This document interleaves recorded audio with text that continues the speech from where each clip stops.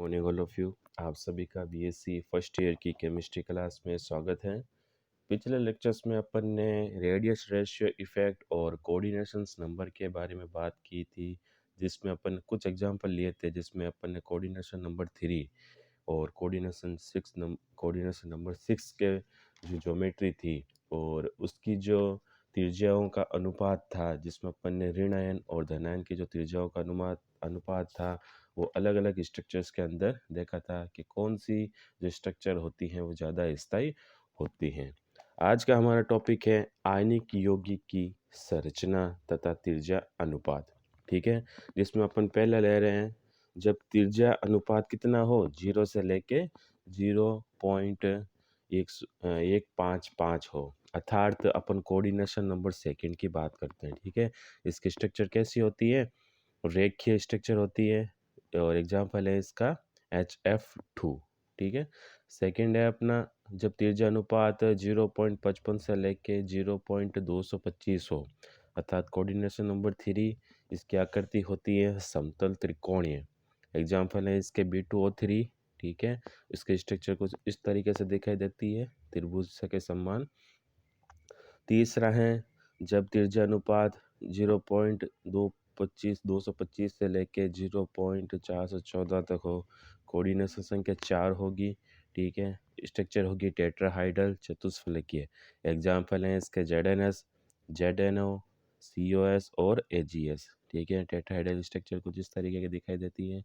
यदि एक घन के 4 एकांतर कोनों पर 4 ऋणायन रख दिए जाएं तथा बीच में एक धनायन रख दिया जाए तो चतुष्फलकीय ज्यामिति का निर्माण होता है।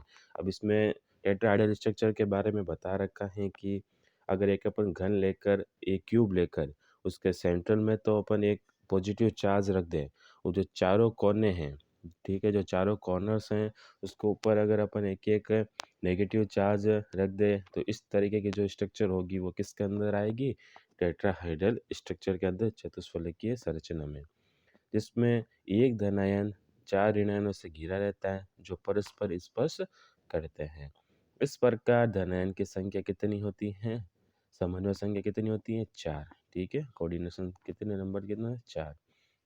अब है चतुष्फलकीय संरचना में त्रिज्या अनुपात। ठीक है, अगर अपन चतुष्फलकीय स्ट्रक्चर्स के अंदर अगर रेडियस रेशियो की बात करें तो किस तरीके से ये रेडियस रेशियो इफेक्ट शो करता है कि देखिए कि सपोज कॉर्नर्स पर तो क्या है, नेगेटिव चार्ज है और सेंटर के अंदर अपन ने पॉजिटिव चार्ज को माना है। ठीक है, तो जो डॉट डॉट का सर्कल है वो इनकी जो माइनस नेगेटिव चार्ज लिया अपन ने उसका रेडियस चार्ज होगा। ठीक है, और सेंटर लाइन है जो कि यहाँ सेंटर, दोनों के जो रेडियस इफेक्ट होगा उन दोनों के बीच में से ये मेजर होगी। ठीक है, अब जैसे सपोज अपन ने कोई त्रिभुज लेते हैं कि त्रिभुज AOP में, ठीक है, त्रिभुज AOP में यहाँ एक त्रिभुज का निर्माण हो रहा है, देखिए AO और P। ठीक है, तो AO स्क्वायर बराबर क्या होगा, AP square plus OP square. ठीक है, पाइथागोरस प्रमेय से, तो AO बराबर क्या है यहाँ पर, R प्लस और R माइनस। ठीक है, AP तो किसकी हो गई, पॉजिटिव की डिस्टेंस।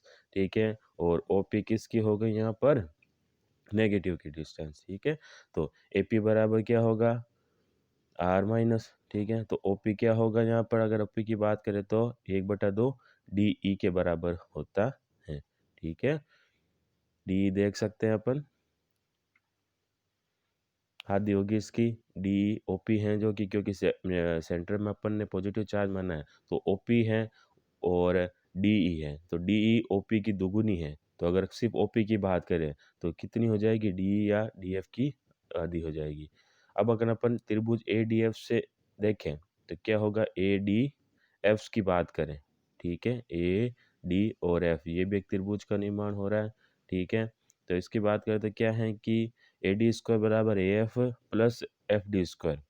ठीक है, और AF square plus FD square को अपन क्या लिख सकते हैं, 2DE स्क्वायर, 2DE स्क्वायर के बराबर होती है। ठीक है, तो AD बराबर क्या होगा, R minus plus R minus. ठीक है, दो नेगेटिव चार्ज की जो रेडियस है उसके बराबर है, तो 2R माइनस का स्क्वायर क्या हो जाएगा, 2DE स्क्वायर के बराबर, क्योंकि यहाँ पर DE अपन ने क्या मानी है, 2 OP के बराबर है। ठीक है, जो DE है वो किसके 2 OP के बराबर है। मैंने अपन पहले ऊपर देखा था कि जो OP थी वो DE की आधी थी। ठीक है, तो 2r माइनस स्क्वायर बराबर 2, कोष्टक में 2 OP स्क्वायर, तो OP स्क्वायर क्या हो जाएगी 1/2 r माइनस का स्क्वायर। अतः समीकरण 2, 3, 5 से समीकरण 1 में मान रखते हैं। ठीक है, अपन ने सारी वैल्यू फाइंड आउट कर ली है। तब अगर अपने इक्वेशन 1 के अंदर इसकी वैल्यू रखें तो क्या वैल्यू आती है कि r plus r minus square बराबर r माइनस का स्क्वायर। ठीक है, प्लस 1/2 r माइनस स्क्वायर। तो लास्ट के अंदर सॉल्व करते हैं तो क्या मिलता है, प्लस आर माइनस का स्क्वायर बराबर 2r minus square plus r minus square upon 2। ठीक है, जो किसके बराबर है 3r माई स्क्वायर माइनस अपॉन 2 के।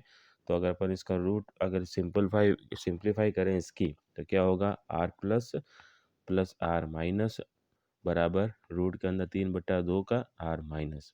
ठीक है, और ये कि रूट 3/2 किसके बराबर है, ठीक है कि r plus r minus 1.225 r minus. ठीक है, तो आर प्लस की अगर अपन बात करें तो आर प्लस कितना हो जाएगा, आर माइनस को इसमें से माइनस कर लेते हैं तो कितना होगा 1.225 r minus minus r minus.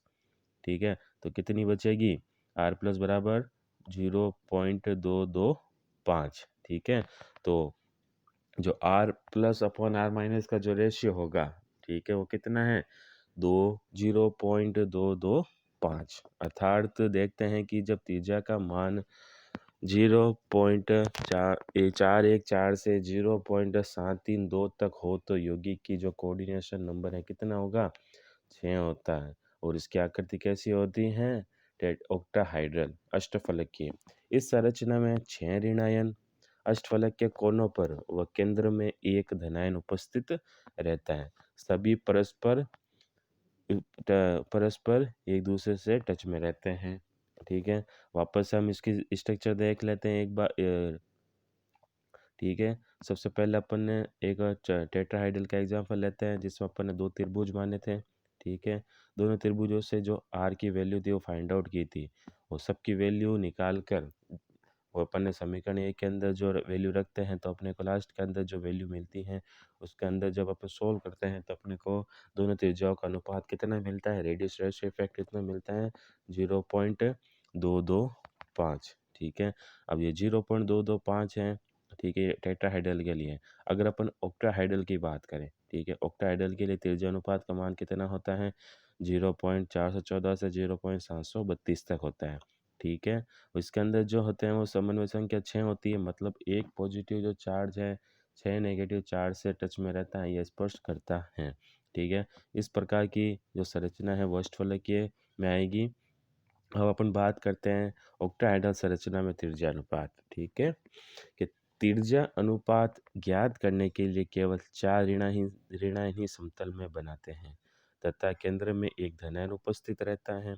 सभी आयन एक ही तल में होते हैं। सुविधा की दृष्टि से धनायन के ऊपर तथा नीचे ऋणायन को दर्शाया नहीं गया है। ठीक है, अपन ऑक्टाहाइड्रल स्ट्रक्चर्स की बात करें तो ऑक्टाहाइड्रल का जो स्ट्रक्चर होता है वो 3D टाइप्स का होता है, लेकिन जब अपन रेडियस रेशियो इफेक्ट ज्ञात करते हैं, ठीक है, जब अपन को radius ratio effect find out करना होता है तो अपन इसके 2D स्ट्रक्चर बनाते हैं और केवल 4 नेगेटिव चार्ज को ही अपन कंसिडर करते हैं। ठीक है, मतलब ऑक्टाहाइड्रल के अंदर पॉजिटिव चार्ज के नीचे और पॉजिटिव चार्ज के ऊपर इसको नेगेटिव चार्ज को मानते हैं। तो अपन इसको सिंप्लीफाई करके इसके डायग्राम को यूज करते हैं। ठीक है, जब अपन इसको सिंप्लीफाई करते हैं तो कुछ इस तरीके का हमें इसका डायग्राम देखने को मिलता है कि जो एक पॉजिटिव चार्ज है वो चार्ज नेगेटिव चार्ज के साथ में स्पर्श करता है। ठीक है, इसके अंदर देखिए, अब अपन त्रिभुज ए ओ पी की बात, इसमें भी अपन एक त्रिभुज लेते हैं जिसमें ए ओ पी। ठीक है, तो ए ओ पी से देखें तो ओ ए स्क्वायर बराबर क्या होगा A P square plus O P square. ठीक है, तो ओ ए यहाँ पर क्या है, ओ ए की बात करें, ओ ए के अंदर देखिए पॉजिटिव चार्ज और नेगेटिव चार्ज दोनों की त्रिज्या सम्मिलित है, तो ए किसके बराबर होगी यहाँ पर आर प्लस और आर माइनस के। ठीक है, और अगर ए पी की बात करें ए पी और ओ पी दोनों को बराबर हैं किसके हैं आर माइनस के। ठीक है, ए पी और ओ पी हैं जो कि नेगेटिव चार्ज की त्रिज्या है। तो समीकरण 1 से अगर अपन वैल्यू रखें तो ओ ए तो हो गई r plus plus r minus का स्क्वायर बराबर, और ए पी किसके बराबर है यहाँ पर आर माइनस के, ठीक है। तो आर माइनस का स्क्वायर प्लस आर माइनस का स्क्वायर, क्योंकि ए पी और ओ पी दोनों ही नेगेटिव चार्ज के त्रिज्या हैं। केवल यहाँ पर जो ओ ए हैं वो पॉजिटिव और नेगेटिव चार्ज के त्रिज्याओं का मान है, ठीक है। तो इसको सोल्व करते हैं तो कितना आता है कि देखिए कि r plus plus r minus का स्क्वायर बराबर 2r माइनस का स्क्वायर, ठीक है। अगर स्क्वायर हटाएं तो क्या होगा, प्लस प्लस आर माइनस बराबर √2r माइनस, ठीक है। √2 के जो वैल्यू अपन सॉल्व करते हैं तो कितना आता है, r plus plus r minus बराबर 1.414 आर माइनस, ठीक है। और केवल अगर अपन आर प्लस की बात करें, ठीक है, तो आर प्लस कितना होगा, आर माइनस को माइनस कर लेते हैं, आर माइनस की वैल्यू अपन इकाई मानते हैं, तो केवल कितनी बचती हैं, दोनों का जो त्रिज्या अनुपात है r plus upon r minus का जो अनुपात है वो कितना है, 0.414 के बराबर, ठीक है। इस प्रकार हम त्रिज्या अनुपात द्वारा यौगिकों की क्रिस्टलीय संरचना का निर्धारण आसानी से कर सकते हैं, ठीक है। अब अपन कुछ एग्जाम्पल लेते हैं, ठीक है, कुछ उदाहरण लेते हैं, कुछ क्वेश्चंस के तौर पे इसको सॉल्व करने की कोशिश करते हैं। जैसा कि पहला दे रखा है क्वेश्चन के एक आयनिक यौगिक में Na+ की त्रिज्या कितनी है, 95 पिकोमीटर, तथा Cl की त्रिज्या है 181 पिकोमीटर, तो यौगिक की ज्यामिति का निर्धारण कीजिए, ठीक है। इस तरह के क्वेश्चन में अपने को देखने को मिल सकते हैं। तो त्रिज्या अनुपात ज्ञात करना है। त्रिज्या अनुपात क्या है, r plus upon r minus, r plus की त्रिज्या दे रखी है 95 पिकोमीटर, आर माइनस की है 181 181, तो इसका जो अनुपात है वह कितना है 0.524, अर्थात यह मान 0.414 से 0.732 श्रेणी का है। अतः यौगिक की कोऑर्डिनेशन नंबर कितना है 6, तथा ज्यामिति कौन सी होगी, इसकी स्ट्रक्चर्स कौन सी होगी, ऑक्टाहाइड्रल। वहीं अगर अपन क्वेश्चन 2 की बात करें कि यदि आर बी प्लस तथा आर बी आर माइनस की जो त्रिज्याओं का अनुपात है वो 147 तथा वह 195 पिकोमीटर है, तो इसका त्रिज्या अनुपात कितना होगा, देखते हैं।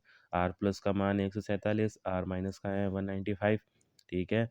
तो इसका अनुपात कितना है 0.743, ठीक है। जो ये मान किसके बीच का है, 0.732 से 1 के बंदी का है। अतः यौगिक की जो कोऑर्डिनेशन नंबर है कितना है 8, तो स्ट्रक्चर कौन सी होती है, BCC टाइप्स की होगी।